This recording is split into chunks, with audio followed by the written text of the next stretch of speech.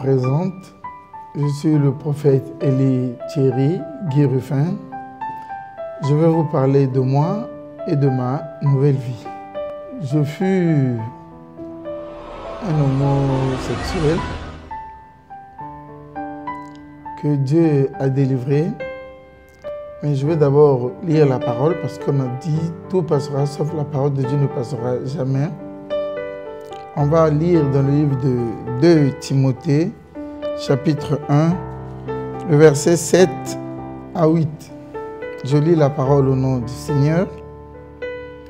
Car ce n'est pas un esprit de timidité que Dieu nous a donné, mais un esprit de force, d'amour et de sagesse. N'aie donc pas honte de témoigner du témoignage à rendre à notre Seigneur. C'est pour ça que je n'ai pas honte. Jésus a fait de moi des merveilles. Je suis là pour parler de ma nouvelle vie. Depuis mon enfance, j'étais efféminé. Alors, avec une mère chrétienne, mais qui ne connaissait pas vraiment Dieu, elle ne savait pas que c'était un esprit et ma maman ne savait pas que c'était mon père aussi ne savait pas que c'était un esprit. Donc j'étais efféminé, mais je préférais, j'étais tiré vers les filles. Je faisais des jeux de filles, je jouais aux poupées, je ne pouvais pas jouer au ballon et j'ai grandi comme ça. Mais là où il y avait des garçons, je ne pouvais pas m'amuser. Là où il y avait des filles, j'étais plus attiré par des filles et je partais toujours vers des filles. Alors mon grand-père me tapait. Pourquoi tu es un garçon? Tu veux toujours t'amuser avec des filles. Mais moi, je ne savais pas que c'était un esprit. Donc, je m'amusais toujours avec des filles. Et à l'école, j'ai eu honte à l'école. Au lieu de m'amuser avec des garçons, des filles devant tout le monde, ils vont se moquer de moi. Ça m'a rendu triste. Et j'étais dans mon coin, toujours triste à l'école et je grandissais comme ça. Alors qu'au fond, c'était un esprit de l'homosexualité que je ne connaissais pas. Et j'ai grandi comme ça au fur et à mesure, toujours efféminé, toujours, je préférais toujours être avec les femmes, les jeux des femmes, jusqu'à l'âge de 15 ans, 16 ans, 17 ans, je me demandais en moi, est-ce qu'il y a des gens comme moi ou bien je suis le seul? J'étais embrouillé, un peu troublé, mais toujours je continuais comme ça. Mais j'étais triste au-dedans de moi. Alors, je commençais à aimer les femmes et les hommes. Mais je ne pouvais pas les draguer parce que je disais que c'est une honte. Et si je faisais les choses comme ça, vraiment, ça c'est une honte. Donc, je ne pouvais pas, je gardais ça au-dedans de moi. Au fur et à mesure, je grandis. Après, j'ai entendu parler et les PD et les homosexuels. Moi, j'ai dit, ah, donc ça c'est... Donc, les gens comme ça existent comme moi. Donc, je vais pratiquer. Et on m'a dit, pour pratiquer, il faut aller en boîte. Tu vas trouver les blancs et tu vas mettre ça en pratique. Et je partais en boîte. Quand je suis parti en boîte, une fois, on m'a dit que vous n'avez pas l'âge de rentrer en boîte et tout, on m'a chassé et tout. Donc, je suis revenu à la maison et j'attendais. Mais Dieu aussi m'a fait grâce. J'étais grande de taille. Avant l'âge, je suis parti en boîte, je suis rentré et je dansais. Ma coiffure toujours efféminée, mon habillement sexy. Et il y a un blanc qui est tombé amoureux de moi. Il a envoyé un jeune m'appeler. Mais il y avait des gens que je connaissais dans cette boîte. Alors, quand il m'a appelé, le blanc là a besoin de toi. Il sort avec des PD. J'ai eu honte. Je me suis fâché. J'ai insulté le garçon. J'ai dit, mais qui t'a dit que je suis PD et tout? Ça, c'était la honte. Or, au fond, c'est ce que je cherchais. Après, je suis sorti. Je n'ai pas mis en pratique Et je suis reparti à la maison. Mais ma maman, ne connaissant pas Dieu, sa camarade lui disait toujours que ton enfant est féminin, c'est un PD, c'est un PD. Moi, comme je ne pouvais pas mettre en pratique, mais un jour, je venais de me balader. Il y avait des garçons du quartier, tout le monde était dans le quartier, me regardait. Ma maman sort parce que j'avais commis une bêtise. Elle sort, elle m'insulte. Espèce de PD. Moi, quand j'ai entendu ça, je me suis retourné.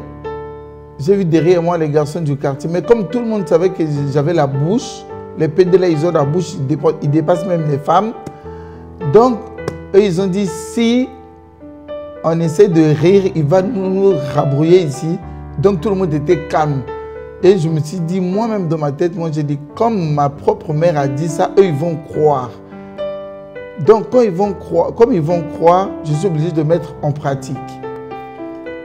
Et maintenant, je cherchais, j'avais plus honte. J'ai dit, vraiment, si je trouve l'occasion, l'opportunité, je vais pratiquer. Et je passais une fois, il y a une sœur qui s'appelait Bellotti, que Papa Wemba a chanté. La sœur là, quand je passais, elle m'a vu, elle a dit, wow, la fille là, elle est belle, elle est noire, elle est belle. Après, ses amis l'ont dit, c'est pas une fille, hein, c'est un garçon. Il s'appelle Thierry. Ah bon, il s'appelle Thierry? Mais, donc c'est un mot sexe. Moi, j'ai entendu, mais je ne connaissais pas le mot sexe. Je me suis retourné, ça allait m'énerver. Maintenant, au fond, elle, depuis Kinshasa, moi, je suis de Congo-Brazzaville, elle est de Kinshasa. Elle avait des amis homosexuels. Donc, elle m'a appelé, elle m'a dit, tu seras ma copine, ma camarade. Je me suis gêné, mais elle dit, non, moi, j'ai des amis qui pratiquent la même vie que toi, qui sont efféminés, donc tu seras mon amie. Et on était devenus des amis. Elle a pris ma photo, elle est partie avec ça à Kinshasa. Moi, je suis resté à Brazzaville. Et quand elle est arrivée à Kinshasa, elle a mis ma photo dans son album. Maintenant, ses amis PD sont venus la rendre visite. Elle a montré la photo. Quand elle a montré la photo, elle a dit, regardez, tout le monde dit, mais la fille là, elle est belle, elle est belle. Elle a ri, elle a dit, c'est pas une fille, hein, c'est un garçon. Il s'appelle Thierry. Elle a dit, c'est un garçon? Waouh! Mais qu'est-ce qu'il est mignon? Elle a dit, non, il est féminin, c'est un PD. Mais je n'avais pas encore pratiqué. Or, au fond, dans son groupe d'amis, il y a un là qui s'appelait Pascal. Il a dit, non, moi je vais traverser, je vais aller jusqu'au Congo, je vais aller faire connaissance de ce garçon. Et moi, comme je tressais les filles, je faisais la coiffure, c'était un talent que Dieu m'avait donné. Donc un jour, je venais du travail, j'encadrais les filles de la Namibie, je leur apprenais la coiffure. Donc je venais du boulot et j'arrive à la maison. Derrière mon rideau, c'était transparent, je vois un garçon métis qui a dit bonjour à ma maman. Bonjour maman. Maman dit bonjour, je voulais voir Thierry. Maman dit Thierry vient d'arriver, il est là dans sa chambre, il vient d'arriver. Et je regarde par le rideau, je vois le métis, il vient vers moi, il vient toquer. Quand j'ouvre le rideau, chez ma mère, il parlait normalement comme un homme. Mais arrivé devant moi, j'ai vu, il a commencé à faire des manières. Bonjour, je m'appelle Pascal Lelo Samba Touré. Moi, ça m'a fait rire. Moi, je sais, c'est une féminine aussi comme moi, ça m'a fait rire. Je viens de Kinshasa. Donc, j'ai vu ta photo chez Bellotti, c'est pour ça que je suis venu. Je vais être camarade avec toi. Moi, j'ai dit, ah bon, mais entrez, prenez place, qu'est-ce que vous prenez? Et lui, il me répond, ce que tu prends, c'est ce que moi, je vais prendre. Mais j'aimais la bière cravatée, la Cronenbourg. Moi, j'ai dit, moi, j'aime la Cronenbourg, la cravatée, la couleur verte. Et lui, il me dit, ce que tu prends, c'est ce que je vais prendre. Donc, j'ai envoyé acheter pour lui et moi. On a commencé à boire. Après, il me dit, non, moi, je suis venu de Kinshasa, normalement, pour venir te voir. Mais on est arrivé, on est chez un grand frère là, qui s'appelle Ndaya, c'est un homosexuel. Donc, je suis là avec mon cousin qui s'appelle Aridjana. Moi, j'ai dit, ah, d'accord, je vais t'accompagner. Je vais aller voir là où tu es atterri, là où tu es arrivé. On est parti. Quand je suis arrivé, c'était pas propre et tout. Moi, j'ai décidé de rester ici. Donc, il faut venir habiter chez moi jusqu'à ce que tu vas repartir à Kinshasa. Lui aussi, il était d'accord, il est venu avec son cousin Aridjana. Maintenant, Aridjana, comme son cousin était PD, donc lui aussi, il connaissait cette vie déjà, il commençait à me draguer. On commençait à flirter, un métis aussi joli, beau et tout, mais je n'ai pas mis en pratique. Alors, 2 jours après, mon ami là, Pascal, il est tombé malade. Ma maman l'a soigné, il a dit, ma maman dit ça c'est les amis de mon fils, comme ma maman elle a fait médecine, c'est une sage-femme. Donc elle a commencé à soigner mon ami. Après 2 jours, on voit une femme qui débarque, qui dit que ce sont ses enfants. Elle a traversé depuis Kinshasa, elle est venue pour chercher ses enfants. Maman dit, ah, si c'est une femme qui traverse comme ça, donc c'est les enfants d'une bonne famille, ce n'est pas les enfants de la rue alors. Elle a repris ses enfants. Elle est repartie à Kinshasa, mais avant de partir, mon ami me dit, je vais t'inviter chez moi à Kinshasa et tu vas venir.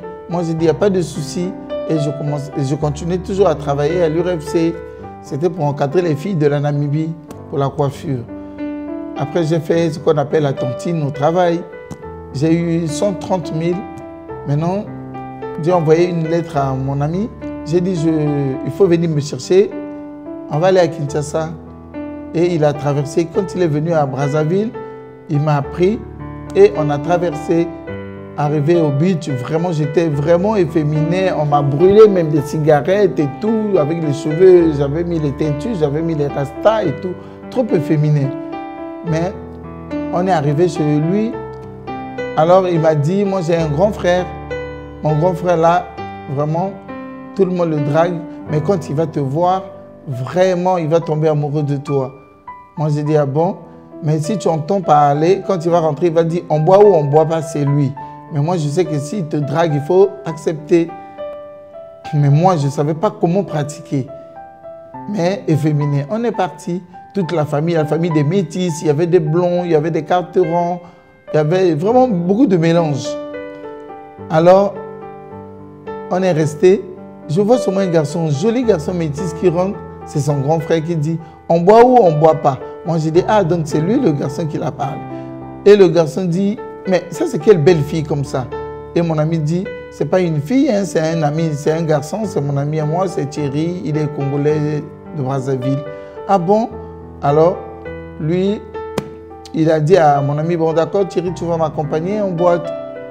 Mon ami était tellement content, il a dit, waouh, il est tombé dans un piège. Et quand on partait, moi j'avais des curly sur moi, il me caressait et tout, on est parti en boîte. Autrefois, il sortait avec une fille, la fille là, c'est la fille d'un ministre. Donc, arrivé en boîte, toutes les filles disaient, tu es venu avec une fille, tu es venu avec une fille, on va appeler ta copine et tout, on va appeler ta copine. Lui, il riait seulement, il me caressait et tout.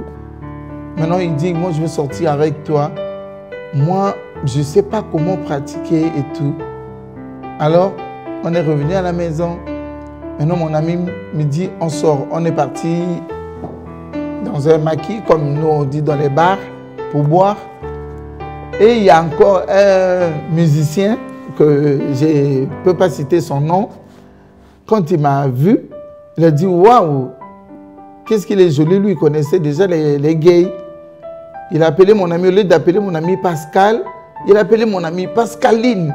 Moi, j'ai dit, waouh, ici c'est comme ça. Et Pascal s'est levé. C'est qui? Pascal dit, non, c'est mon ami, il s'appelle Thierrine. Moi, j'ai dit, waouh, je suis plus Thierry, c'est Thierrine maintenant. Ah, alors là, waouh, ici, là, vraiment, tout le monde est libre. Hein? Maintenant, il a dit, moi, je veux de ton ami, donc on doit se déplacer. Après, on va aller le rencontrer quelque part parce qu'il veut sortir avec toi. Moi, j'ai dit, ah, moi, j'ai jamais pratiqué et tout. Il a dit, non, moi, je vais te montrer comment faire. Et on était sortis, on a rencontré le monsieur. Il nous a acheté à boire, on a dansé en boîte et tout à Kinshasa. On est revenu à la maison. Mais partout là où je passais, tout le monde m'admirait, tout le monde me draguait parce que j'étais jolie et j'avais des longs cheveux jusqu'ici. Avec le curly que je faisais. Maintenant, tous les dragueurs qui venaient, mon ami me dit, tu sais Thierry, tout le monde te drague. Tout le monde veut de toi, tu es très jolie. Mais si tu ne mets pas en pratique, ça ne va pas marcher. Donc, tu dois coucher avec eux. Tu dois sortir avec eux pour que ça puisse marcher. Sinon, ça ne va pas. Moi, j'ai dit, mais je ne sais pas comment faire. Il m'a dit, d'accord, je vais t'apprendre. Et une fois, on faisait des 100 pas dans le quartier. Il y a un garçon qui faisait... Il était à vélo. Mon ami l'a dragué. Et on l'a amené à la maison. Quand on l'a amené à la maison, on a fermé la porte. Lui, il a commencé à faire l'amour avec le garçon. Il me dit, Thierry, viens, je vais te montrer comment on fait pénétrer le sexe d'un homme et tout. Et moi, j'ai vu, après, moi aussi, j'ai pratiqué. Mais comme dans ma tête, j'avais plus peur, j'ai dit, quand je vais repartir à Brazzaville, c'est ce que je vais faire. Je connais déjà. Et j'ai commencé à pratiquer à l'âge de 19 ans. Et c'est là où j'ai laissé mon ami. Là-bas, je suis revenu au Congo-Brazzaville. Après là, je suis parti au Gabon parce que je ne pouvais pas rester au Congo-Brazzaville parce qu'il y avait ma mère, il y avait ma famille. C'est une vie de honte, donc il fallait me cacher. Il fallait aller là où on ne me connaît pas. Je suis allé à Libreville, c'est là où vraiment c'était devenu fort. Là-bas, vraiment, c'était devenu chaud, mais je ne connaissais pas la ville. Et je passais, je vois une voiture décapotable. C'est une fille qui était au volant avec un garçon métis. La fille était métisse. Ils sont allés garer. Ils ont fait marche arrière. Alors, la fille vient. Ça va, bonjour, bonjour. Ils se sont présentés. Et moi, je me suis présenté. Après, ils sont venus. Tu habites où? J'ai montré la maison. Ils sont venus. Oh, le garçon là que j'avais vu, c'est un gay, un PD aussi. J'ai montré ma maison. Le soir, ils sont venus. Le soir, je vois le garçon qui vient avec un chignon bien tiré comme ça. Moi, je regarde par la fenêtre. Waouh! Il a changé de style. Moi aussi, je dois changer mon look. Moi aussi, j'ai pris le foulard. J'ai mis le foulard arabe. J'ai mis le mascara bien maquillé. Alors, on est parti en boîte. Tout le monde me regardait. Qu'est-ce qu'il est joli! Qu'est-ce qu'elle est jolie! Hop, au fond, c'était la boîte de nuit des PD. Et c'est là où j'ai vraiment pratiqué. C'est là où j'ai mis cette vie en pratique. Après un moment, je continuais toujours avec cette vie-là. J'avais maintenant beaucoup d'argent, mais j'étais toujours coiffeur. J'ai trouvé un travail. Je travaillais dans un salon de coiffure et j'avais mon argent, mais je partais toujours en boîte. Je commençais à draguer les garçons. Alors, je commençais à faire ma vie, draguer, sortir avec les hommes comme je voulais. Mais je trouvais beaucoup d'argent, mais je ne faisais rien. Mes amis m'ont dit, nous on est venus ici, on ne trouve pas l'argent comme toi, on fait des grandes choses. Mais toi tu trouves beaucoup d'argent, tu ne fais rien. Alors ça c'est une malédiction. Quand je rentrais en boîte, je rentre en boîte comme ça, on m'appelle. Thierry, on veut te voir dehors. Il y a quelqu'un qui veut te voir dehors. Je sors comme ça, c'est le groupe des bandits, des Cool Monges. Ils m'emmènent dans le noir, bien bastonné, bien tapé, ils ravissent les bijoux parce que je mettais les bijoux en diamant. Parce que je disais, bon, moi avec mes bijoux, je ne peux pas mettre l'argent en banque, peut-être qu'on va me refouler, ça va rester. Donc je mettais mon argent dans mes bijoux. Quand on me tapait, et ils prenaient mes bijoux. Mais j'étais déjà habitué avec les bijoux, donc je rachetais toujours les bijoux là. Tous les jours comme ça. Après j'ai vu que comme ça se répétait, j'étais triste, je suis parti voir une camarade à moi, une malienne. J'ai dit à ma camarade là, Fatou, regarde ce qui se passe. Fatou me dit, c'est une malédiction, je vais t'emmener chez quelqu'un. Fatou m'emmène, c'est chez un marabout. Arrivé chez le marabout dit non, lui il ne peut pas rentrer ici. Lui il ne peut pas rentrer ici. Lui ces choses-là, ces problèmes, c'est Dieu. Donc elle n'a pas compris. Après elle me dit, donc tu dois rentrer au Congo, tu dois repartir chez toi parce que si c'est la malédiction, donc tes parents parlent, tu dois rentrer. Mais moi je ne savais pas que c'était l'appel de Dieu.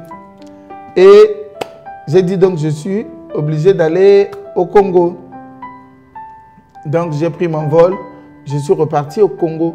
Quand j'ai vu ma maman, j'ai dit maman, je suis parti là-bas, ça ne marche pas, ma vie ne marche pas. On me dit c'est la malédiction, c'est toi qui parles mal et tout. Maman me dit oui c'est moi qui t'ai mis au monde. Je tape les pieds, c'est moi. Je prie comme ça, je priais pour que tu puisses revenir, tu es revenu, mais j'ai rêvé que tu étais habillé en noir et tu étais revenu. Maintenant comme tu es revenu, c'est ce qui s'est passé. Maintenant, je suis rentré au Congo. Alors, il y avait une boîte de nuit qu'on appelait le Millionnaire. Donc, moi, toujours bien habillé, toujours joli, je suis parti au Millionnaire. Quand je suis parti au Millionnaire, je suis rentré. J'étais en train de danser, il y avait 4 filles. Or, au fond, il y avait une star aussi de Congo-Kinshasa qui était là-bas, qui envoyait ses gardes du corps pour m'appeler. Quand les gardes du corps sont venus vers moi, il y a notre chef qui veut te voir. Moi, j'ai dit, votre chef, c'est qui votre chef? Moi, je ne connais pas votre chef. Mais ce que je faisais, quand je suis de bonne humeur, j'ai dit, quand on me drague, je dis, non, je suis un homme Mais quand je suis de mauvaise humeur, je peux bouffer l'argent, je prends la boisson cadeau et je fuis. Donc moi j'ai dit, je ne connais pas votre chef. Ils ont cité le nom d'une star que je ne peux pas dire son nom ici. Alors, la star est venue vers moi. Tu sais que je t'aime, tu es jolie et tout. Moi j'ai dit, waouh. Moi j'ai dit, mais est-ce que tu ne sais pas que je suis un homme? Il m'a répondu carrément, je sais. Moi j'ai dit, ah, donc si c'est, donc il est de la même vie que moi et tout. Mais il y avait 4 filles. Les filles là dansaient aussi, sortaient, rentraient, sortaient. Et les filles étaient dans la boîte. Donc les filles là se demandaient, est-ce que ça c'est une fille ou bien c'est un garçon? Maintenant moi, le lendemain matin, je suis parti là où j'étais chez ma grand-mère. Maintenant les filles là connaissaient une sœur à moi lesbienne. Une sœur qu'on appelait sœur Eva. Elles ont dit à ça, il y a Eva, il y a Eva. Nous on était en boîte hier. Mais on a vu, on ne sait pas si c'est un garçon, on ne sait pas si c'est une fille jolie, mais on l'appelait Thierry. Eva dit, ah, si c'est Thierry, je crois que c'est mon ami. Mais je vais aller voir chez sa grand-mère si c'est lui. Parce qu'il avait voyagé. Et les filles ont dit, si tu pars chercher Thierry là, vraiment, nous on va te donner l'argent. Donc elle s'est déplacée, elle est venue. Donc moi j'étais en train de manger, j'étais avec ma tante, sur ma grand-mère, j'étais en train de manger. Et je voyais, il y a Eva. Parce que chez nous, quand on dit Yaya, ça veut dire grande. Donc il y a Eva ou bien il y a Thierry. Donc il y a Eva, c'est la grande soeur Eva. Elle est rentrée. Moi, j'ai abandonné ma nourriture, j'ai sauté sur elle, j'étais tellement content. Il y a Eva, Eva me dit, Thierry, moi je veux bouffer l'argent sur toi. Moi j'ai dit, ah bon, comment ça? Elle me dit, hier tu étais en boîte au Millionnaire? Moi j'ai dit, oui, j'étais en boîte. Et Eva me dit, viens, on va partir parce qu'il y a des filles vraiment qui t'ont vu, les filles là sont tombées amoureuses de toi, les filles là vont me donner l'argent. Moi j'ai dit, d'accord, on y va. Moi j'ai abandonné ma nourriture, on est parti. Et c'était les prostituées. Les filles là se lavaient, l'autre est sortie nue comme ça avec le savon. Oui, c'est lui, c'est le garçon. Oui, et tout. Et les filles là sont venues. Maintenant, moi j'étais là. Qu'est-ce que vous prenez? J'ai donné mon goût. Qu'est-ce qu'on peut préparer pour toi? Moi j'ai dit ce qu'on pouvait préparer pour moi. Les filles là ont préparé à manger. On a mangé ensemble et tout. Et puis le soir, on est parti en boîte. Mais j'ai trouvé que les filles étaient vraiment amoureuses de moi. Mais moi, malgré que j'étais efféminé, quand je partais en boîte, quand j'entendais une fille m'insulter, c'est un PD. Pour prouver à la fille que je suis un homme, je couchais avec cette fille. Maintenant, normalement, ce n'était pas ce que je voulais. Moi, c'était les hommes. Alors, dans les 4 filles étaient tombées amoureuses de moi, mais il y a une qui était tellement accrochée. Maintenant, il y a une. Les amis ont dit, mais comme c'est toi qui es vraiment amoureuse, donc c'est toi qui vas sortir avec Thierry. Moi, j'ai dit aux filles, accompagnez-moi chez ma maman. Et quand on est parti chez ma maman dit, vraiment, je vous en supplie, venez habiter ici. Moi, j'ai une maison, j'ai fait sortir un locataire, vous allez habiter ici. Et donc, on habitait maintenant là-bas. Maintenant, comme j'avais des chaussures fermées, le matin, je me réveillais toujours comme maman dit, non, tu auras mal aux pieds et tout, il faut acheter les tapettes et tout. Moi, j'ai dit, mais les tapettes et tout, j'ai pris les tapettes. Il y a une camarade qui est venue me rendre visite. J'ai donné les tapettes à la camarade. J'ai repris avec mes chaussures. Maman dit, non, comme ça, toi, tu ne comprends pas. Moi, j'ai dit, maman, mais toi, tu m'énerves, hein, tu n'as pas changé. Et maman me dit, est-ce que toi, tu as changé? Toi, tu as changé. Donc, je me suis fâché. J'ai plié mes bagages et je suis parti habiter avec les filles là. C'est avec les filles là. Mais chez ma mère, un jour, quand j'étais chez ma maman, quand j'ai fait l'amour avec cette fille, dans les 4, j'ai couché avec une qui s'appelle Angèle. Donc maintenant, après avoir fait l'amour, je lui ai dit, toi, tu es tombée enceinte de moi. Elle me dit, Nabamboko, ça veut dire dans les pays là. Moi, j'ai dit, tu es tombée enceinte de moi. Elle dit, non, moi, je ne peux pas tomber enceinte parce que moi, je suis née dans une famille pauvre. Je suis venue me chercher. Donc, je suis venue pour... On était 3. Notre grande sœur est décédée. Donc, on reste 2. Maintenant, moi, je fais la vie. Je me prostitue pour aller aider ma petite sœur pour l'école. Moi, j'ai dit, mais comme vous étiez 2, donc quand vous êtes restés 2, quand tu vas faire ton enfant, vous allez devenir 3 encore. Donc, tu es tombée enceinte. Elle me dit, non, je ne suis pas enceinte. Et j'ai laissé la fille. Je suis parti à Pointe-Noire, notre capitale économique. Et quand je suis arrivé à Pointe-Noire, j'ai vu mes amis. À Pointe-Noire, quand je dansais, j'étais en boîte avec mes amis. Je disais tout à mes amis, j'ai laissé une fille là-bas.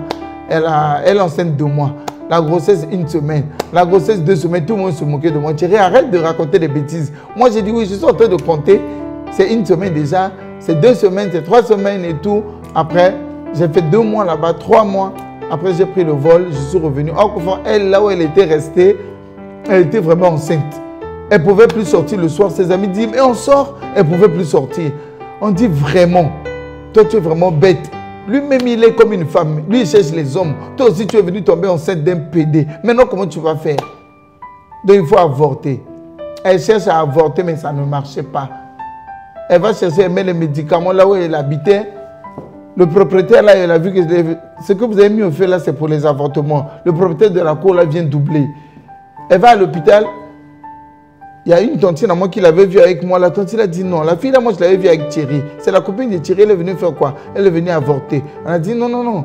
Il ne faut pas avorter. Si c'est vraiment la copine de Thierry, quel Thierry? Notre Thierry PD là. Hein? Si c'est sa copine, donc c'est la grossesse de Thierry, il ne faut pas avorter. Donc partout là où elle passait, elle ne pouvait pas avorter. Elle était bloquée. Donc elle est restée avec sa grossesse. Et moi, quand je suis arrivé de Pona, quand elle m'a vu, hey, Thierry, elle a sauté sur moi. Thierry, je suis enceinte de toi. Moi, j'étais content au-dedans de moi, mais j'ai fait semblant. J'ai dit, moi, là, je ne sais pas mettre une femme enceinte, hein, ce n'est pas pour moi. Elle me dit, non, non, non, Thierry, il ne faut pas faire des choses comme ça, pardon. Ne fais pas ça, s'il te plaît. Moi, j'ai dit, non, non, ce n'est pas ma grossesse. Mais une fois, j'étais parti chez mon oncle. Mon oncle me disait, Thierry, il m'a raccompagné à la maison, il m'avait dit, Thierry, bon, moi j'ai fait l'Europe, hein, chacun de nous a sa vie.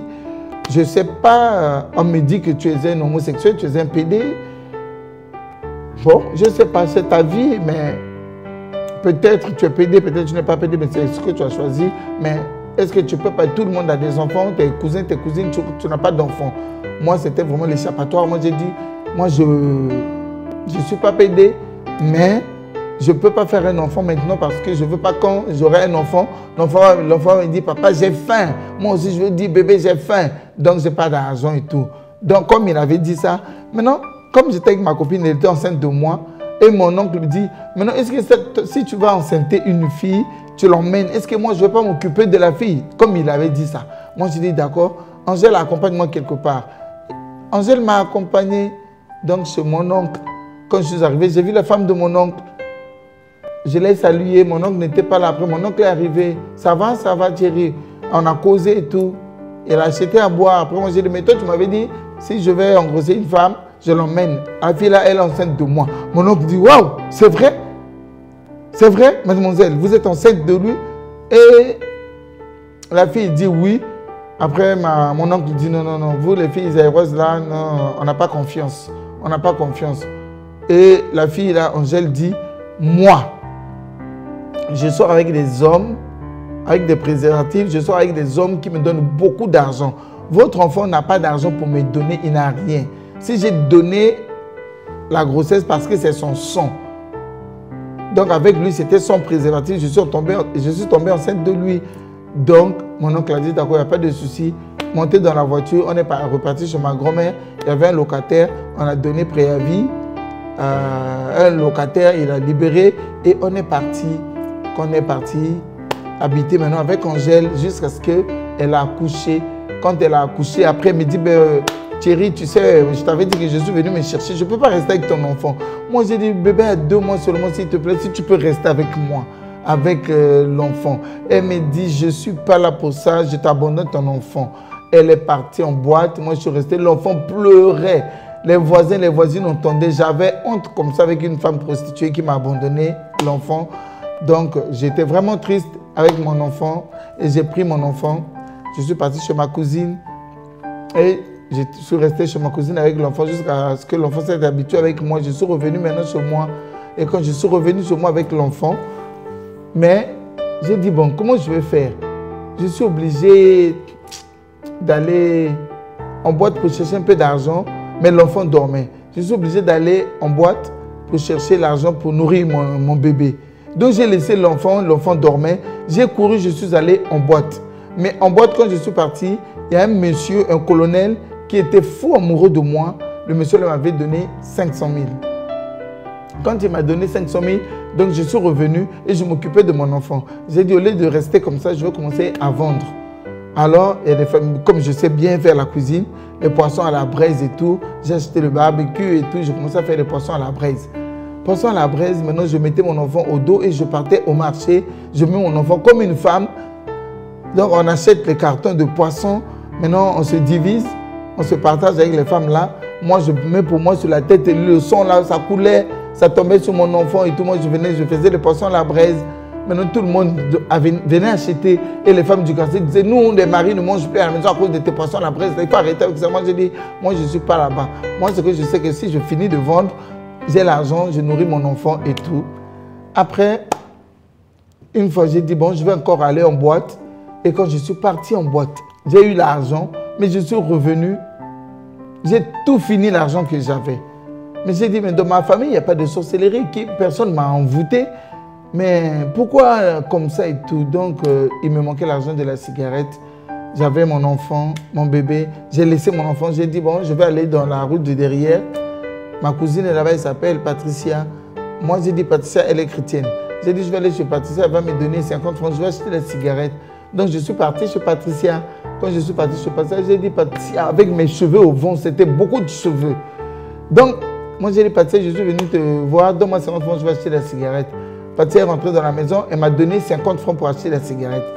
Alors, quand elle m'a donné 50 francs, maintenant, il y a une sœur chrétienne, elle était chez elle, elle faisait sa vaisselle.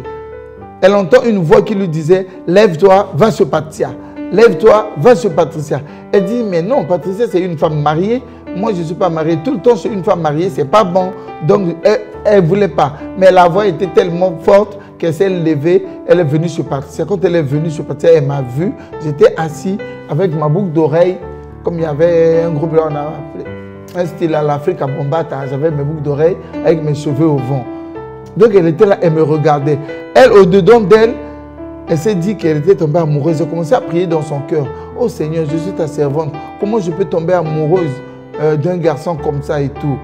Donc elle priait. Moi, je ne savais pas qu'elle priait dans son cœur. En confond, elle demandait à Dieu de l'aider. Maintenant, moi, j'ai dit à Patricia, bon, Patricia, moi, je vais me lever, je vais partir parce que j'ai laissé l'enfant. Donc, je me lève pour partir. Quand elle a vu mes boucles d'oreilles, elle a vu que j'étais efféminé. Elle a dit, waouh, donc ça, c'est un PD, c'est un homosexuel. Oh, Seigneur. Donc, si tu m'envoyais ici pour lui, pour le prêcher la bonne nouvelle du royaume, le garçon là ne doit pas arriver au portail. S'il arrive au portail, il doit revenir. S'il revient, moi je vais lui parler de toi, de Jésus. Et moi je me suis levé. Donc j'ai dit, Patricia, bon, je vous laisse hein, avec mes 50 francs pour la cigarette. Donc je partais maintenant. Arrivé devant le portail, quelque chose me dit, non, repars pour toi, on va causer avec Patricia. Donc je dis, Patricia, ah, je reviens, hein, on va causer avec toi. Et j'entends ce moment la femme, la sœur chrétienne Julienne qui dit, oh, gloire à Dieu. Moi, je la regarde comme ça, je l'ai lorgnée. J'ai dit, gloire à Dieu. Pourquoi tu dis gloire à Dieu? Elle me dit, non. Jésus m'a envoyé vers toi. Moi, j'ai dit, ah bon? Il t'a envoyé vers moi. Mais on me parlait toujours de Jésus, mais je prenais ça comme ça. Donc, Dieu m'envoie vers toi. Moi, j'ai dit, ah bon? Et elle me dit, un homme ne peut pas coucher avec un homme comme on couche avec une femme. C'est une abomination, comme c'est écrit dans le livre de Lévitique. Elle m'a parlé de la Bible et tout. Moi, j'ai dit, mais non, hein, moi, depuis mon enfance, je suis efféminé, je suis né comme ça. Donc, je n'ai pas forcé à 12 heures pile comme ça de devenir efféminé. Et je suis comme ça. Elle me dit non. Elle me dit non. Dieu qui a créé les cieux et la terre n'a jamais fait d'erreur. Alors, quand j'ai entendu cette parole, ça fait un déclic en moi. Oui, mais il est Dieu. Il a créé les cieux et la terre. Mais il n'a jamais fait d'erreur. Il est Dieu. Mais comme il est Dieu, mais pourquoi moi je suis comme ça? Pourquoi moi je suis comme ça? Elle me dit, il y a un homme qu'on appelle, il y a un homme quelque part qui peut transformer ta vie. Il y a un homme quelque part qui peut changer ta vie. Moi je dis, waouh, s'il y a un homme qui peut changer ma vie, alors là, vraiment, c'est une bonne chose pour moi parce que je ne sais pas si je suis un homme, si je suis une femme. Je suis mal à l'aise dans la famille, dans les fêtes de famille. Quand j'arrive, tout le monde se moque. Et c'est l'enfant d'un tel. Regarde comment il est féminin et tout, donc je me gêne. Alors, Vraiment, s'il y a un homme qui peut changer ma vie, alors ça va me faire du bien. Emmène-moi chez cet homme. Et la sœur chrétienne Julienne me dit, l'homme là s'appelle Jésus-Christ de Nazareth. Quand j'ai entendu Jésus-Christ de Nazareth, aussitôt, on m'a toujours parlé de Jésus, mais le jour là, c'était mon jour. J'ai commencé à pleurer, pleurer. J'ai enlevé ma boucle d'oreille, j'allais jeter, mais comme c'était de l'or, moi j'ai dit non, je vais partager aux sœurs du quartier, ils peuvent vendre pour faire les bijoux. Donc, j'ai pleuré, pleuré. Après, j'ai dit à ma cousine, je dois rentrer à la maison. Et je suis rentré à la maison. Quand je suis rentré à la maison, j'ai vu mon enfant. Après, je suis resté quelques temps. Après, mes amis sont venus à la maison, le groupe des PD là. Beaucoup de PD sont venus à la maison. Quand ils sont venus, Thierry, notre copine, la copine. Moi, je leur ai dit, non, arrêtez ça. Moi, je ne vais plus pratiquer cette vie. Moi, je vais suivre Jésus de Nazareth. Je vais prier. L'autre a crié, hé, arrête de dire des choses comme ça. Il a fait la diarrhée sur place dans son pantalon. Il était traumatisé de m'entendre parler comme ça. Et les autres disaient, hé, ça veut dire quoi? Tu veux devenir maman pasteur? Alors, l'autre là, je lui ai donné l'eau. Il s'est changé, il s'est nettoyé. Après, je lui ai donné mon pantalon. Les autres ont dit, mais Thierry, on va aller en boîte ce soir. Moi, j'ai dit, je ne pars pas. Moi, je vais rester avec, je vais servir, je vais prier Jésus. Je ne vais plus aller en boîte et je ne vais plus pratiquer cette vie parce que, à cause de mon enfant, si je continue à pratiquer cette vie, je vais attraper un sida qui va élever mon enfant. Donc, j'étais obligé de rester à la maison. Donc, quand je suis resté à la maison, mes amis sont allés en boîte. Arrivé en boîte, les Tao là, quand ils sont allés, moi, j'avais l'habitude d'aller m'asseoir toujours là où il y a la lumière rouge. Mes ongles, là, c'était comme ça. Regarde les bagues, tout, cigarettes, tout. J'aimais la boisson chère, les cigarettes chères. Donc, là où je partais m'asseoir au comptoir, mes amis là sont partis. Après, on a mis une grenade, il y avait une bombe là-bas, ça s'est explosé. Il y a eu des morts et ils étaient morts. Le lendemain matin, on vient me dire, Thierry, tes amis qui sont venus ici, là, il y a eu des morts. Et on a mis une grenade, c'est là où tu t'assois. Moi, j'ai crié, j'ai pleuré. Alors, j'ai compris que c'était l'amour de Dieu pour moi. Dieu m'a épargné de la mort, donc je dois servir Dieu. Waouh! Donc, je me suis levé, j'ai pris mon enfant et j'ai dit, je vais aller chez ma cousine Patricia. Quand je suis allé chez Patricia, j'ai dit, Patricia, la sœur qui m'a parlé de Jésus, là, moi, je vais la voir. Et ma cousine me dit, hé, il y a Thierry. Donc, tu veux prier? Moi, je dis, quoi? Quand on te demande quelqu'un, on te dit seulement que je vais prier. Je ne vais pas prier, je demande seulement, elle est où? Je vais seulement la voir, c'est tout. Elle dit, d'accord, je vais l'appeler. Elle a couru, elle est partie appeler la sœur Julienne. La sœur Julienne dit, non, comme c'est un PD, non, ça c'est la grâce de Dieu, donc moi je ne peux pas laisser comme ça, je dois venir. Elle est venue en courant. Moi j'ai dit, excuse-moi, moi je veux prier, vous priez où? Elle m'a dit, non, nous on prie à la rue Mboko, c'est dans tel quartier à Mongali. Moi j'ai dit, d'accord. Les prières, c'est quand et quand. Elle me dit non, aujourd'hui on a prière, c'est les mercredis et les vendredis et les dimanches. Mais comme c'était mercredi le jour-là, elle me dit d'accord, c'est à 14 h, je vais venir te chercher, on va partir. Moi j'ai d'accord. Je suis reparti à la maison et maintenant quand je suis reparti à la maison, avant 14 h, 12 h, seulement je vois la soeur qui vient se pointer là. Moi je dis c'est quoi? C'est moi qui s'est déplacé pour venir te voir. Maintenant toi pourquoi tu viens? Moi-même je vais venir te chercher. Mais au fond, elle avait dit non, comme Dieu a déjà permis comme ça, je ne peux plus laisser. Elle m'a dit non, donne-moi seulement une chaise et je vais attendre.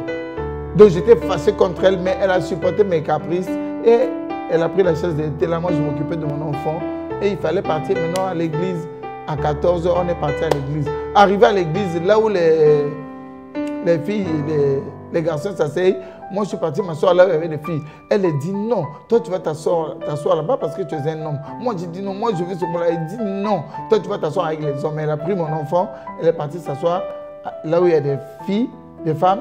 Moi je suis parti m'asseoir maintenant là où il y avait des hommes.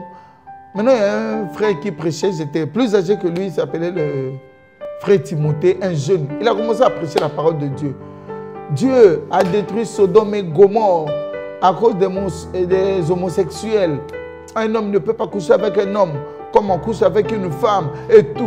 Cet homme commençait à parler. Moi, dans mon cœur, j'ai dit, mais est-ce que cette sœur, elle est venue parler de moi ici à l'église ou bien c'est vraiment le frère qui prêche, ou bien c'est Dieu. Je ne comprenais pas. J'ai commencé à pleurer. J'ai commencé à pleurer. On a fini le culte. Alors, la soeur m'a présenté. Il y a un pasteur qui était là. Le pasteur dit, waouh, ça c'est un grand homme de Dieu. Je vois les étoiles sur sa tête. Mais avec les cheveux là, c'est moi qui va couper ses cheveux. On m'a mené derrière l'église. Il a dit, toi, tu peux pas aller au salon. Moi, avec l'onction de pasteur, il s'appelle le pasteur Apoissa. Il a dit, moi, avec l'onction des pasteurs, c'est moi qui va couper tes cheveux. Comme c'était les longs cheveux au vent. Et moi, il m'a emmené derrière l'église. Il a coupé mes cheveux et tout. Après, j'ai pris l'enfant, je suis parti à la maison. Mais je faisais que pleurer tous les jours. Et j'étais devenu un frère en Christ. Et j'étais à l'église. Maintenant, je partais prier. Alors qu'au fond, mon père spirituel aussi, il avait des enfants spirituels. Il y avait des évangélistes. Il y avait des docteurs. Il y avait des pasteurs. Il avait besoin d'un prophète. Mais moi, je priais là-bas à ADCC, Assemblée de Dieu, Corps du Christ.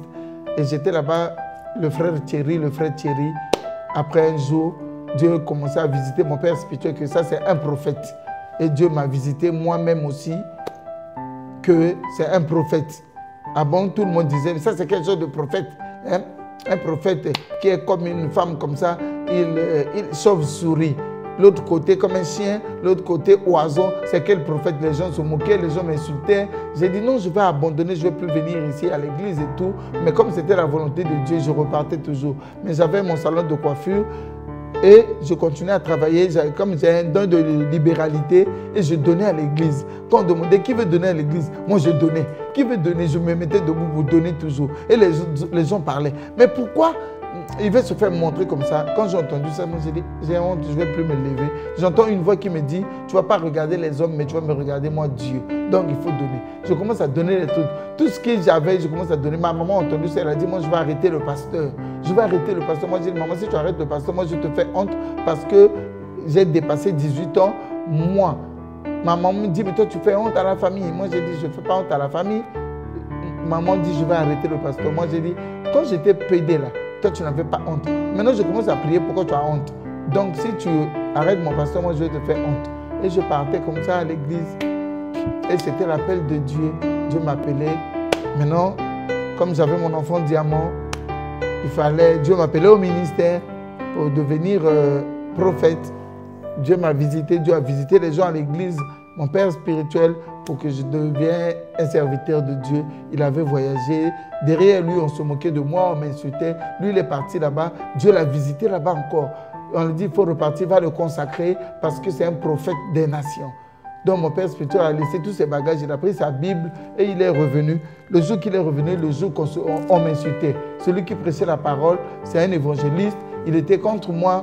Il commençait à prêcher. Ça, c'est quel genre de prophète et tout. Mais au fond, moi, j'avais dit, on m'avait dit, comme tu élèves ton enfant comme ça, l'enfant là, c'est une fille, elle va grandir avec les odeurs des garçons, tu dois te marier. Si tu te maries, alors l'enfant là va avoir une mère, tu auras une femme et tu vas changer de vie. Moi, j'ai dit, d'accord, j'ai demandé une femme à Dieu. Alors, j'ai vu une sœur à l'église, moi j'ai dit, Seigneur, moi je veux... Ma femme doit être comme ça. J'ai demandé moi-même dans mon cœur. Et puis j'avais vu une fille, une camarade qui prie avec moi, Irène, une sœur en Christ. Elle avait sa camarade. Elle emmenait sa camarade à l'église. Et quand je vois sa camarade, moi j'ai dit waouh.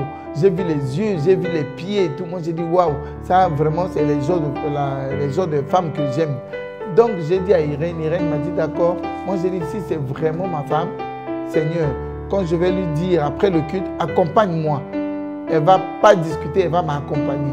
Donc quand le culte est fini, je suis parti, je l'ai attrapé. Moi j'ai dit vraiment, est-ce que tu peux m'accompagner? Elle s'appelait Mireille. Moi j'ai dit, est-ce que tu peux m'accompagner? Elle a dit, il n'y a pas de problème. Moi j'ai dit, donc ça c'est ma femme. Elle m'a accompagné à la maison. Quand elle m'a accompagné, et puis moi j'ai dit, je vais t'épouser. C'est là où le ministère a commencé. Après, Dieu m'a appelé au ministère. Il fallait qu'on puisse me consacrer prophète. Et c'est là où je suis devenu prophète des nations avec Mireille. On s'est mariés et puis il fallait avoir des enfants. Donc j'avais déjà ma fille Diamant et avec Mireille, on s'est mariés. On a eu 3 enfants. 3 enfants. En ce moment-là, je suis avec ma fille. Je ne sais pas si on peut l'appeler. Elle peut venir. Ça, c'est après le mariage. Saphir, viens, qu'on puisse te voir. Viens. Ça, c'est ma fille. C'est la deuxième, celle qui vient après, Diamant. En ce moment, je suis devenu grand-père 2 fois. J'ai 3 filles, 1 garçon. Et c'est moi, le prophète Élie Thierry, ce que Jésus a fait pour moi. C'est pour ça que je dis aux autres, les gens qui ont cet esprit de l'homosexualité, qui ne puissent pas se décourager, Jésus est capable de les délivrer et de les sauver. Et je demande aussi à nous, hommes de Dieu, les envoyés de Dieu, de ne pas les sous-estimer, mais de leur prêcher la parole de Dieu, de leur parler de Jésus-Christ, parce que Jésus est capable de délivrer des vies. Ma vie a changé, donc si Dieu a fait pour moi, Dieu est capable de faire pour vous aussi. Toi qui es à la maison, si tu es homosexuel, il ne faut pas te décourager. Jésus est capable de changer, c'est le Dieu de l'impossible. C'est ce qui est là comme témoignage. Que Dieu vous bénisse.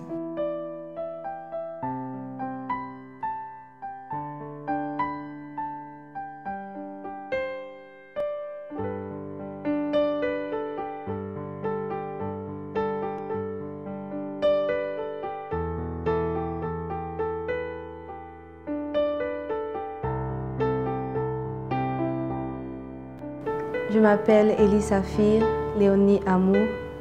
Je suis la 2e fille du prophète Élie Thierry. J'ai 18 ans maintenant et j'en aurai 19 en mars 2018. Et je voudrais bénir le nom du Seigneur parce que sans son intervention, je ne serais pas là en ce moment. Voilà, c'est vrai, pour ce qu'il a fait dans la vie de mon père. Et le fait qu'il fût homosexuel et qu'il soit présentement prophète des nations est, on va dire, la cause majeure de ma foi en Christ. Parce que ce n'est pas une histoire qu'on m'a racontée, c'est un témoignage vivant. Il est chaque jour avec moi à la maison et je vois. Donc c'est la grâce de Dieu que j'expérimente chaque jour. Et cela me permet d'augmenter ma foi, de croire que Dieu est réellement vivant. Voilà. Et déjà, au cours de mon existence, ce que Dieu fait au travers de lui, à l'église et tout, me permet d'affermir ma foi en Christ. Et aussi, disons, bon, puisque ma mère, notre mère, est décédée quand j'avais 9 ans, donc l'expérience, si je peux dire ça comme ça, de mon père, nous a permis aussi de nous aider au cours de ces longues années, parce qu'il a été à la fois un père et à la fois une mère pour nous. Il a su m'apprendre ce qu'une fille devait savoir faire ou non. Et ainsi que pour mes autres sœurs aussi, ça a été pareil. Donc voilà, je crois que tout ce que Dieu fait est bon. Dieu savait qu'on allait grandir peut-être sans mère. Il a permis qu'il vive toutes ces choses pour nous aider aussi. Donc je peux dire que je ne suis pas une fille ratée. Voilà, parce qu'il nous a bien élevés. Et aussi, les gens nous demandent souvent si on n'a pas honte quand il en parle parce qu'il fait des séminaires, on l'accompagne partout. Moi, je leur dis toujours que non. Au contraire, je suis fière, je suis heureuse parce que c'est un témoignage vivant. Parce qu'au travers de lui, Dieu fait de grandes choses dans la vie de certaines personnes. D'autres personnes aussi qui ont besoin d'expérimenter, de vivre une expérience personnelle avec Dieu. Donc pour moi, c'est une grâce et c'est un vrai bonheur, voilà, de l'accompagner aussi dans le ministère que Dieu nous a confié. Et je suis très heureuse. Et même à l'école, bon, je suis quand même une fille réservée. Je n'ai pas un grand nombre d'amis, mais mes amis intimes le savent. Et on parle de Jésus partout où on va, que ce soit à l'école et tout. Et moi, je dis que dans ma vie, peu importe qui que ce soit qui viendra me dire que Jésus n'existe pas, qu'il n'est pas le véritable Dieu, qu'on ira voir les marabouts et tout, moi, je leur dis que ça, jamais. Parce que je sais en qui je crois. Et ce témoignage est chaque jour avec moi à la maison. Donc, je sais que Dieu existe vraiment. Voilà.